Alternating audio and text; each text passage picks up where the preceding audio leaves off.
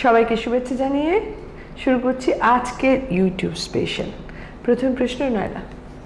প্রথম প্রশ্ন ইউটিউব থেকে নেওয়া, কল্পনার পরি ছদ্মনাম। উনি বলছেন, পাশাপাশি একটি ফ্ল্যাটে থাকি, এমনকি যেতে আসতে মুখোমুখি হতে হয়।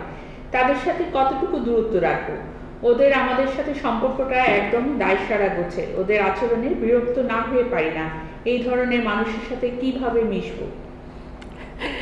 যাদের আচরণে বিরক্ত না হয়ে পারে না তাদের সাথে মেশার প্রশ্নই আসে না সাধারণত, আমি বলবো। তারপরে তবে যেহেতু পাশাপাশি ফ্ল্যাট, উঠতে বসতে নামতে দেখা হতেই পারে, তো সবচেয়ে বড় কথা হচ্ছে কি নির্লিপ্ত থাকাটাই বেটার। মিশামিশি তখনই যায় আসে যখনই আমরা আরেকজনের সাথে ওরা যখন হ্যালো হাই করছে আমরাও সাথে সাথে তাদের সাথে উৎসাহে মেতে উঠি, কথাবার্তায় আমরা প্রশ্রয় দিই। কিন্তু প্রশ্রয় না পেলে আসলে না এক হাতে তালি বাজানো যায় না। ওই তুরির মতো দুই একবার হয়তো বা আসবে, কথা বলবে, কিন্তু তোমার নির্লিপ্ততাই বোঝাবে যে তুমি এটা লাইক করছো না। সেটা কিরকম? সেটা হচ্ছে যে দেখা হবে ভাবি ভাবি আজকে কিন্তু আমার পাশে রেস্ট আছে, বলে আর বলে না সকাল থেকে অনেক মাথা ধরা, ভাই একটু রেস্ট নিতে হবে আমার। তোমাকে প্রচ্ছন্নভাবে তাকে অ্যাভয়েড করতে হবে। বা অথবা বললো যে চলেন ভাবে একটু আমার ফ্ল্যাটে আসেন না, একটা জিনিস বানায় রাখছিলাম আপনাকে খাওয়াবো, গতকালকের থেকে খুব একটা শরীরটা নর্মাল ফিল করছি না, একটু আনইজিতে আছি, নিজেই এমনি একটু কম সম খাওয়া দাওয়াটা কন্ট্রোল করতে আছি, কেমন জানি লাগছে। অর্থাৎ বোঝাতে হবে। কখনো যখন এই যে আসছে, যেহেতু তুমি বলছো তো তুমি তাকে ইন্টারেস্ট পাচ্ছ না, তাদের সাথে দায়সারা তাদের সম্পর্ক রিলেশন, আসলে না পাশাপাশি ফ্ল্যাটের সম্পর্ক দায়সারাই হওয়া উচিত। বর্তমানে এমন একটা যুগ হয়ে গেছে, এখন মানে আত্মীয়তার রিলেশনই আমাদের দায়সারা, আর সেখানে পাশাপাশি ফ্ল্যাটের সঙ্গে তো আমরা সেইরকমভাবে কাগজ কলম দিয়ে সম্পর্ক করার দরকার নেই। এবং যেহেতু ওটা ওই বাসার লোকেরা অযাচিতভাবে চলে আসছে, অযাচিতভাবে তোমার সাথে মেশার চেষ্টা করছে, এবং তুমি যেহেতু সেটা পছন্দ করছো না, সেটা তোমার আচার আচরণে বোঝাতে হবে, ভদ্রভাবে সুন্দরভাবে না বলা শিখতে হবে, in a very diplomatic way. কিন্তু এইভাবে প্রশ্রয় দিচ্ছ বেচারারা, কিন্তু আমি এই সেন্সে বলছি যে অনেকে আছে কিন্তু এই ধরনের কি বলবো গায়ে পড়ে রিলেশনটা যে গায়ে পড়ে বিরক্তি হচ্ছে এটা বোঝে না, মধ্যে দিয়ে আরও বাড়ছে আরও বাড়বে, আর তুমি তত বেশি বিরক্তর মধ্যে ঢুকতে থাকবা। সোজাসুজি বলবা যে আসলে অনেস্টলি আমি এই মুহূর্তে বেরোতে ইচ্ছে করছে না, আমি একটু রেস্টে থাকতে চাই, প্রচণ্ড মাথা ব্যথা ছিল, এখন একটু ভালো, বাট আমি রেস্ট নিব, এইভাবে বলতে হবে। আরেকটু ভালো যদি চাও, সাহস করে হাসতে হাসতে বলে, এটা তো কোনো চুরি ডাকাতি গল্প না, বা কাউকে তো হ্রাস করে তুমি অপমান করে কোনো মেরেও দিচ্ছ না, সুন্দরভাবে যে কিছু মনে করবেন না, আমার না আসলে আমি খুব একটা ইজি ফিল করি না, আমি খুব অপ্রস্তুত থাকি, স্বচ্ছন্দ বোধ করি না, এবং আমি আসলে আপনাকে কষ্ট দিব না বলে বা আপনি মনে খারাপ লাগবে বলে যাই, কিন্তু আপনিই বলেন মনের ভিতরে একটা খচখচ নিয়ে কোন কথা বলা যায়, এটা বলবা খুব ফ্রেন্ডলি ওয়েতে বসে বসে যে আপনি আসেন কথা বলেন, কিন্তু আমাকে হুটহাট ডাকাডাকি করা, আমাকে হঠাৎ করে নিয়ে আপনার আত্মীয় স্বজনের সাথে পরিচয় করিয়ে দেওয়া, এরকম যারা পাশাপাশি ফ্ল্যাটে এগুলোই করে, আমাকে একটু প্লিজ ভাবে যদি মাফ করতেন আমি খুব খুশি হতাম। সুন্দরভাবে আমি বলবো না, আমরা কিন্তু অমায়িকভাবে অনেক কিছু কিন্তু আদায় করে নিতে পারি, যেটা ভেতরে ভেতরে পুষে রাখলাম আর মনের মধ্যে বিরক্তির এক একটা পাহাড় গড়লাম, জীবনটাকে অশান্তি করার থেকে অনেক বেটার। এবং যখনই দরজা খুলে বাইরে যাচ্ছে, তখন যখন সামনে দেখা হচ্ছে, ও ভাবি কেমন আছেন, কোথায় আছেন, কতদিন দেখি না, এগুলো ছেড়ে দিতে হবে। খোলা যাতে যদি দেখা হয়ে যায়, যদি দেখা যায় সালামালাইকুম ভালো, আচ্ছা আসিয়ে একটু তারা আছে, দুম করে নেমে চলে যাও, তারা না থাকলেও তারার ভান করে যাও, অটোমেটিক আস্তে আস্তে দূরত্ব সৃষ্টি হবে। দূরত্ব কিভাবে করতে হয়? দূরত্ব কিন্তু আস্তে আস্তে তৈরি করতে হয়। কি ধরনের দূরত্ব? নির্লিপ্ততার দূরত্ব। কি ধরনের দূরত্ব? অযাচিত এ ধরনের সম্পর্কের দূরত্ব। কি ধরনের দূরত্ব? ও হয়তো কৌতুকবোধ থেকে নিজেকে আড়াল রাখার দূরত্ব। But you have to be go step by step. All the best. Yes. পরবর্তী প্রশ্ন সাথী শ্রাবণী। আমাদের 4 বছরের সম্পর্কের পর বিয়ে হয়েছে 1 বছর। প্রথম থেকেই আমার স্বামী তার ফ্যামিলি নিয়ে কিছু হলেই আমাকেই দোষারোপ করে এবং ফ্যামিলিকে কিছুই বলে না। বর্তমানে আমাদের এই কারণে সম্পর্ক তিক্ত হয়ে পড়েছে। কি করব? তার সাথে থাকবো নাকি আলাদা হয়ে যাব? বিয়ে করেছিলে কেন? বিয়ের 1 বছর না যে ঠিক থাকবে কিনা আলাদা হয়ে যাবে এত বড় ডিসিশনে চলে যাচ্ছ? শুধুমাত্র স্বামীর পরিবারের ব্যাপারে স্বামী তোমার হয়ে যুদ্ধ করছে না বলে? তুমি একবার জিজ্ঞেস করো তো সাথী শ্রাবণী, তোমার 4 বছরের সম্পর্কের সময় এই মানুষটাকে কিন্তু আঁকড়ে ধরে থাকতে ইচ্ছে করেছিল, আঁকড়ে ধরে থেকেছে বলে তুই বিয়েতে রাজি হয়েছিলে। বিয়ে মানে কি? জন্মান্তরের জন্য সেই মানুষটাকেই তুমি ধরে থাকার জন্য রাজি হইলা, আর 1 বছরের মধ্যে তাকে ছেড়ে যাওয়ার কথা ভাবতে শুরু করে দিলা কেন?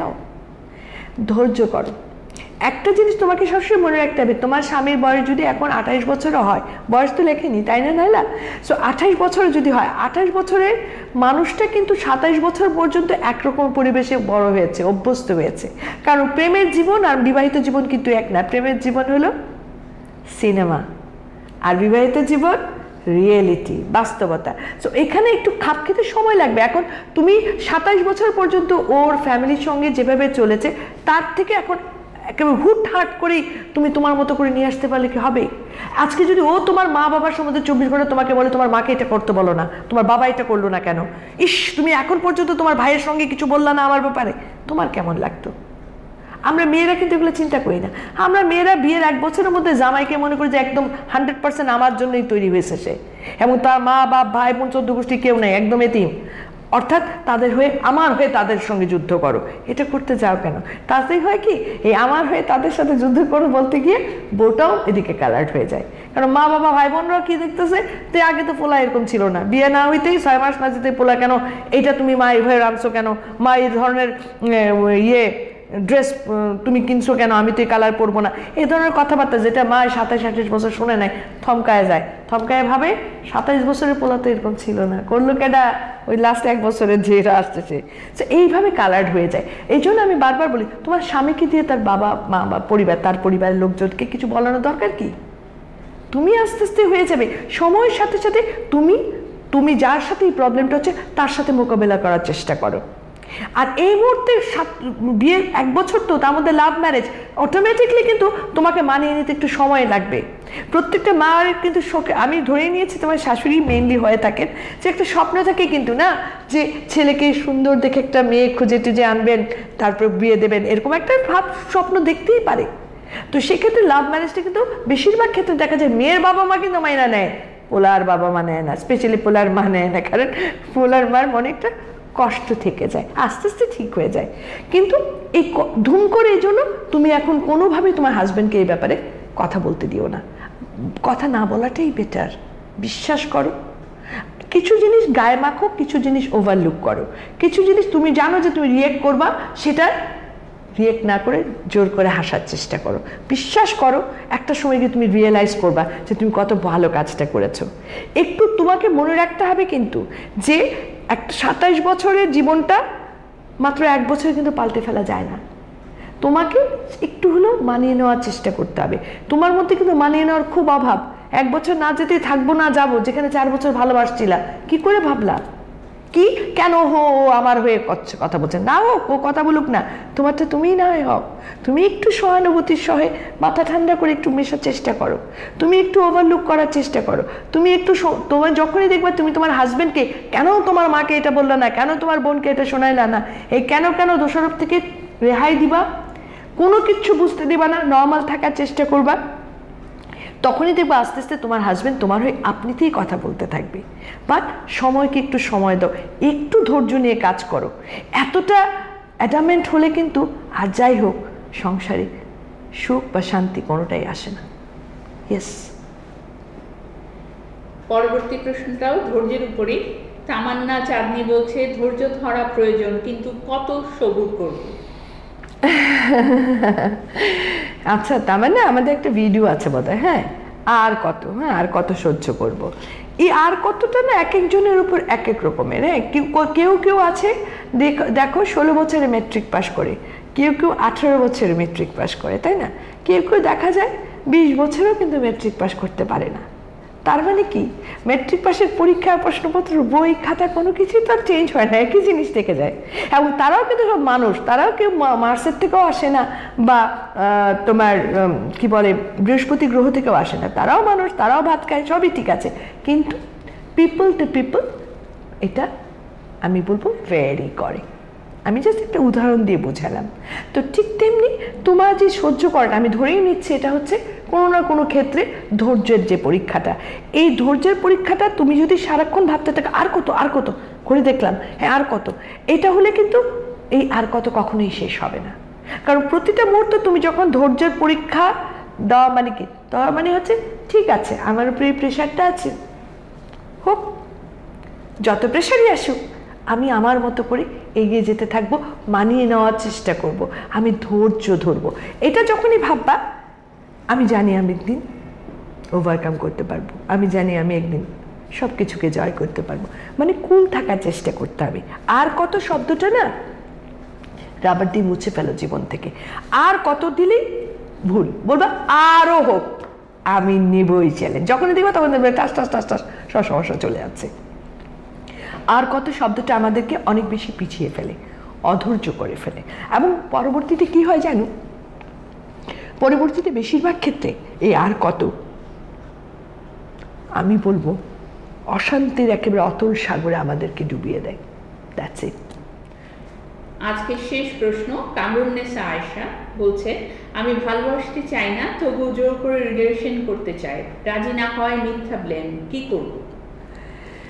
প্রথম কথা হচ্ছে কি, তুমি দেখো তুমি নিজেই বলছো মিথ্যা ব্লেম, তো মিথ্যা যেটা ব্লেম সেটা তো মিথ্যা প্রমাণিত করা সম্ভব, তাই না? আর জোর করে যাই হোক ভালোবাসা সম্ভব না। এ ব্যাপারে আমি বলবো তোমাকে যারা এরকম প্রেশারাইজ করছে, ইমিডিয়েটলি তুমি বড়দের সঙ্গে কথা বলো, তোমার বড় ভাইকে জানাতে পারো, বাবা মাকে বলতে পারো, কারণ এই ধরনের ঘটনা কিন্তু পরবর্তীতে অনেক বাজে দিকে মোড় নিয়ে নেয়।